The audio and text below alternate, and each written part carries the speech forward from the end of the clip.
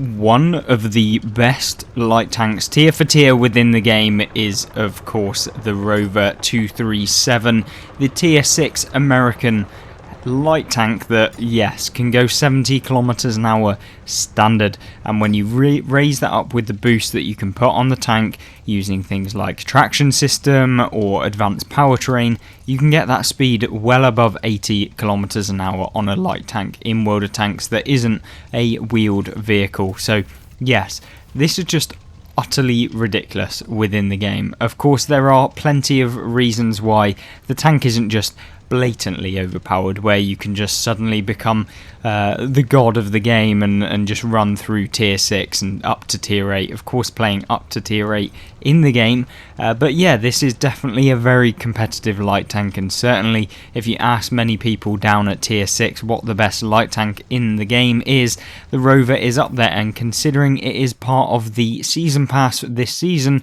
unfortunately after just buying it recently, I now know that it comes up in the season pass, so it was a little bit disappointing the fact that I'd spent that gold on this tank. But yeah, we will be able to get it as part of the season, so might as well take the advantage of already owning it and doing this little review for you.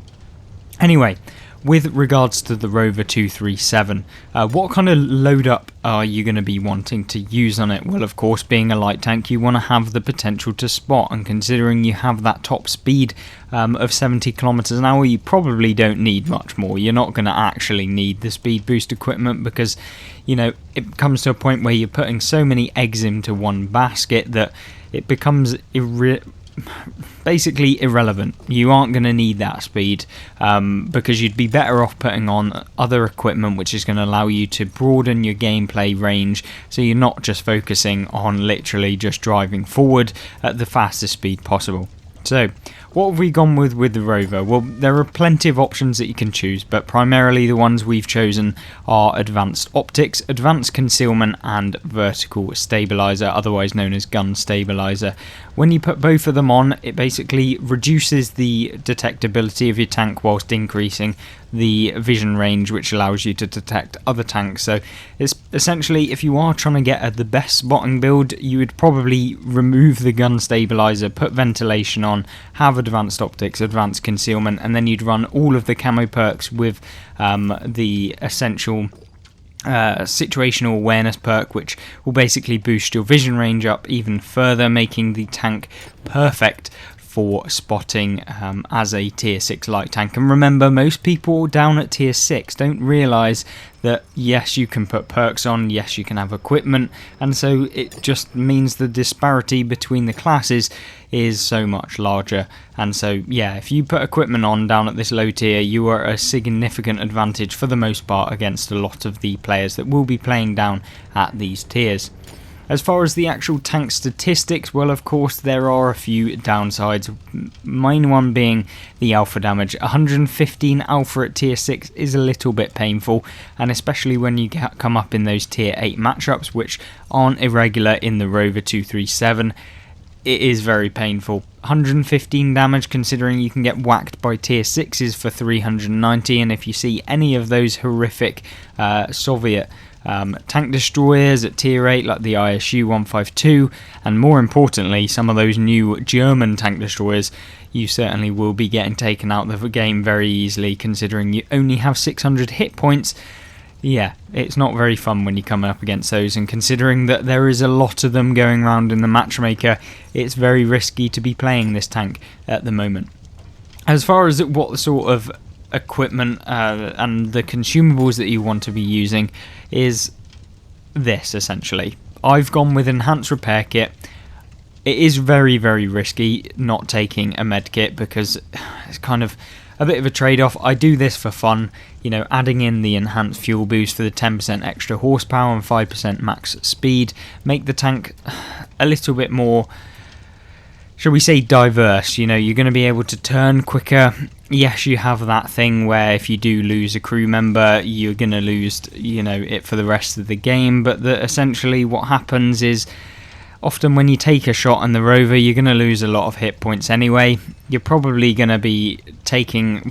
The aim of the game is just to avoid getting hit in the Rover 237, and that's what we're going to try and showcase in some gameplay in just a second. But moving on, we do have the enhanced rations, of course being the most important premium consumable.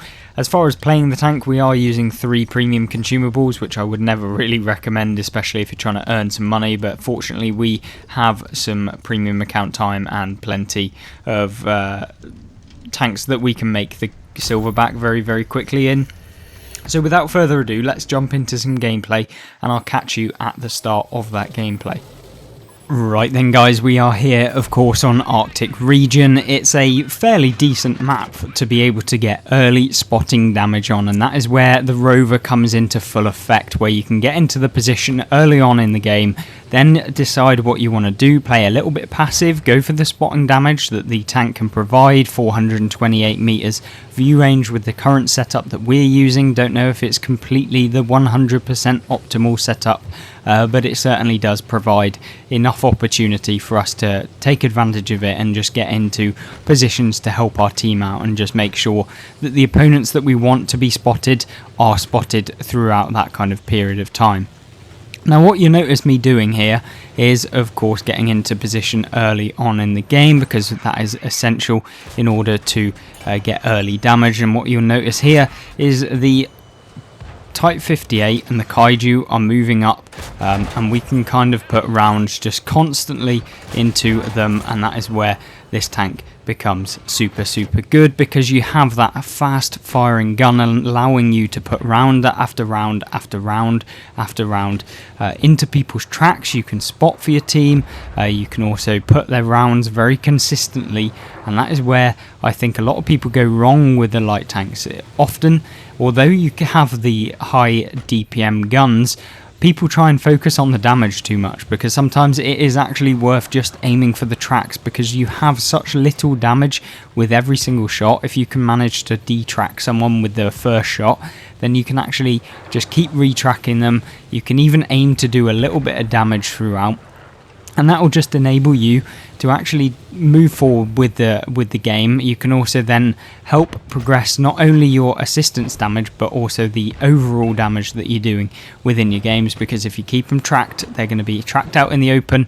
You're then going to be able to either load your premium, aim for the weak points, you're going to be able to do all of that sort of jazz, and you certainly will be doing a lot better within your games, or at least that's the hope within the game. Now you see me actually firing blind into that area up there.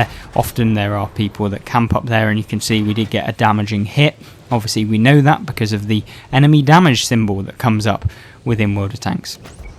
Now I don't know what the OI experimental was thinking he was going to do there, but obviously it didn't work whatsoever for him. He gets taken out from the game, and now it's a little bit of a stalemate, because this position does kind of become weaker when the enemy tanks move up over to where they are now.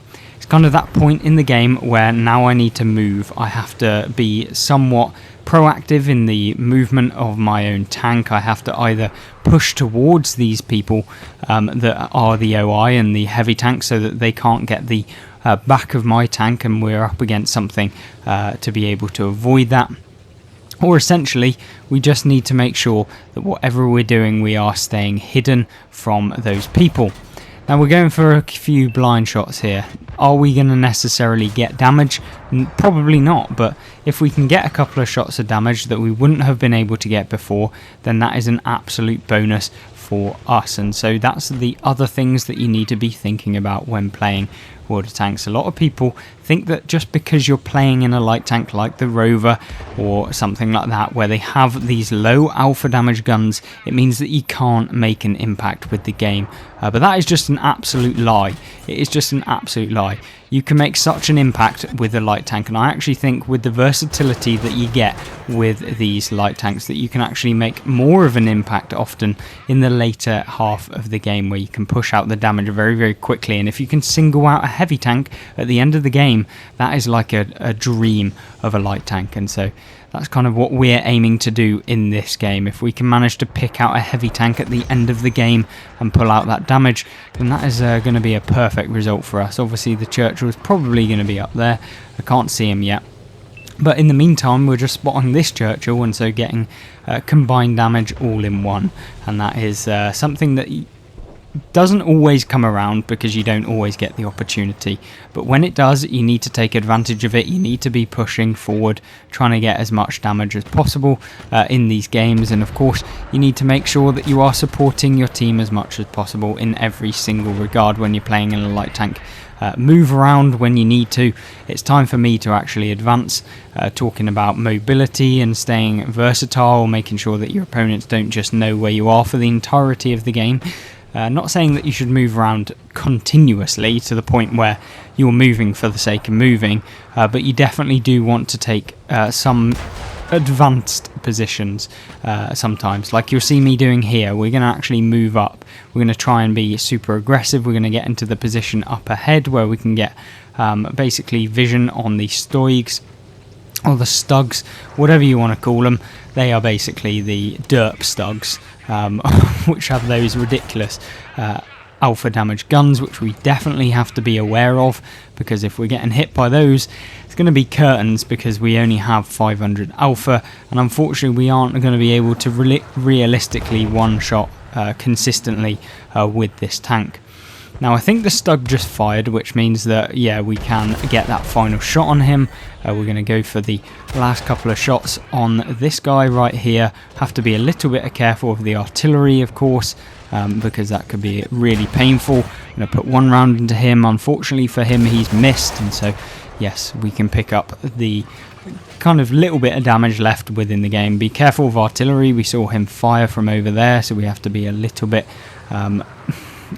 You have to think about these things, because even though it was very unlikely that he would take a shot at us and actually take us out of the game, it could have potentially happened. What we're going to do is take a very, very quick run through here, put one on the move into him. I'm going to put another one nicely, and there we go. We can pick him up with the final damaging shot there. Now we're in a nice position to be able to put rounds into the Churchill.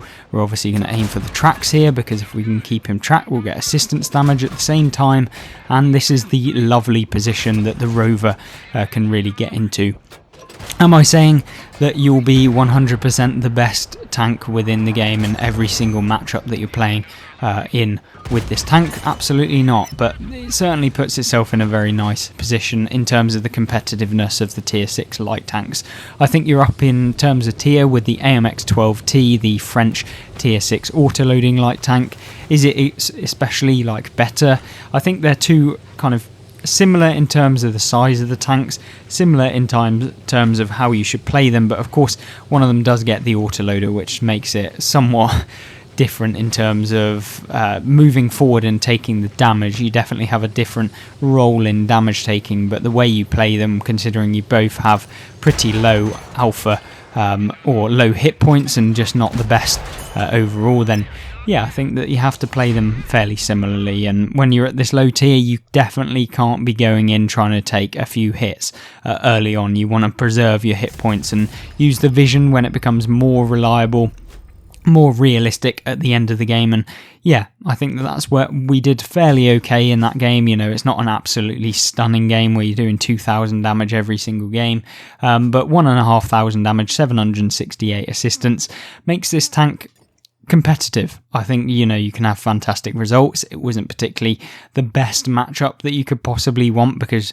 we didn't have that much damage to deal on the opponents within that game. We didn't have the opportunity to get up and close and personal with any heavy tanks that game. So yeah, it's a little bit luck of the draw, I think, with the Rover 237. That is what you'll probably understand when you get this tank for yourself. Hopefully you did enjoy this video. Hopefully it gave you an insight as to what the Rover 237 is like playing, and hopefully you did enjoy the video. If you want to check out more of the Season Pass tanks, then I've got plenty of videos up on the screen right now, and I hope that you'll join me in one of those videos.